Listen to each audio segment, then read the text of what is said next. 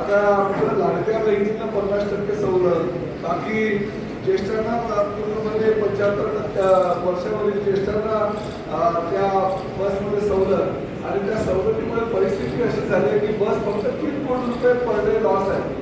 आणि अशा लॉसमुळे की जर आपण सगळ्यांनाच त्या ठिकाणी आता मोफत सवलत वगैरे देत बसतो, मला असं वाटतं की ते बस एसटी महामंडळ चालवणं कठीण होईल। त्यामुळे सध्या तरी ह्या मागणीचा मी विचार करू शकत नाही, कारण माझी शेवटी एसटीची सेवा ही तळागाळाच्या जनतेपर्यंत गाव पेठे एसटीची संकल्पना जरी असली तरी माझी संकल्पना आहे एसटी तेथे एसटी, म्हणजे आमचा जो आदिवासी बांधव आहे, एसटी वर्ग जो आमचा आहे या राज्यातील, तो आदिवासी भागांमध्ये जातो, गावाखेड्यांमध्ये अगदी डोंगरावर दऱ्यावर तो वास्तव्य करतो, त्या ठिकाणी आमची एसटी पोहोचली पाहिजे।